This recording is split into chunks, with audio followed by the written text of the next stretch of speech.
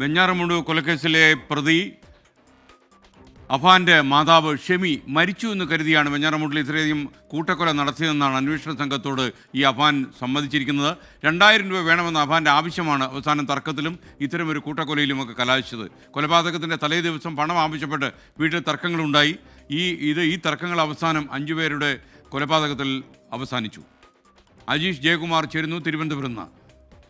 അജീഷ്, പറയൂ.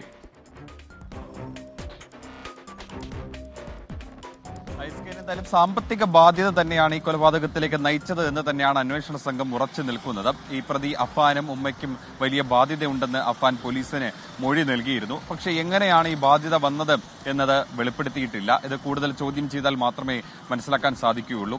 ഈ ദിവസേന 10,000 രൂപ വെച്ച് പലിശയ്ക്ക് നൽകുന്ന വിധത്തിലുള്ള കടങ്ങൾ ഉണ്ടായിരുന്നു എന്നാണ് മനസ്സിലാക്കാൻ സാധിക്കുന്നത്. പോലീസ് അങ്ങനെയാണ് പറയുന്നത്. ഈ കൊലപാതകം നടന്ന ദിവസം ഈ മാതാവിന്റെ സ്വർണം കൊണ്ട് പണയം വെച്ച് 75,000 രൂപയെ CDM വഴി തന്റെ അക്കൗണ്ടിലിട്ട് അതിൽ 40,000 രൂപ കൊടുത്തതും ഇത് പലിശയ്ക്ക് പണം കൊടുത്തവർക്കാണ് എന്നാണ് പോലീസിന്റെ കണ്ടെത്തൽ. ഈ കൊലപാതകത്തിന്റെ തലേ ദിവസം വീട്ടിൽ ഈ പണവുമായി ബന്ധപ്പെട്ട അമ്മയും മകനും തമ്മിൽ ചില തർക്കങ്ങൾ ഉണ്ടായിരുന്നു. അന്ന് രാവിലെ കൊല നടന്ന തിങ്കളാഴ്ച ദിവസം രാവിലെയും ഒരു 2,000 രൂപ അഫാൻ ഉമ്മയോട് ചോദിച്ചിരുന്നു.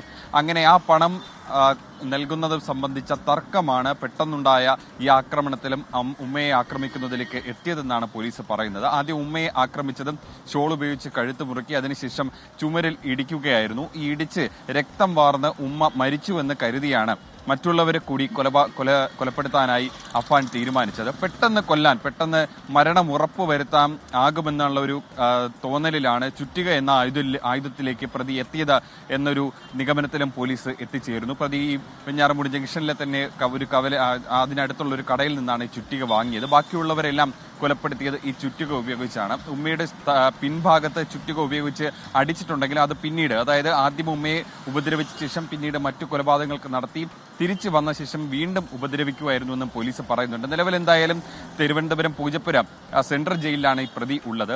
ഈ പ്രതിയെ ഇന്ന് കസ്റ്റഡിക്ക് അപേക്ഷ നൽകും പോലീസ്. അപേക്ഷ കോടതി പരിഗണിക്കും. ഒരുപക്ഷെ കോടതി അനുവദിക്കുകയാണെങ്കിൽ നാളെയായിരിക്കും തെളിവെടുപ്പ് നടത്തുക. ഈ തെളിവെടുപ്പ് നടത്തുന്നതിനിടയിലായിരിക്കും കൂടുതൽ വിശദമായി ചോദ്യം ചെയ്യുക. ആ ചോദ്യം ചെയ്യലിന് മാത്രമേ എങ്ങനെയാണ് ഈ കടബാധ്യത വന്നത്, എന്തിനാണ് പെട്ടെന്നുണ്ടായ ഈ പ്രകോപനം തന്നെയാണോ ഈ കൊലപാതകത്തിലേക്ക് നയിച്ചത്, മറ്റെന്തെങ്കിലും കാരണങ്ങളുണ്ടോ എന്നടക്കമുള്ള കാര്യങ്ങൾ വ്യക്തമാകൂ എന്നാണ് അന്വേഷണ സംഘം ഇപ്പോൾ ഈ ഘട്ടത്തിൽ പറയുന്നത്.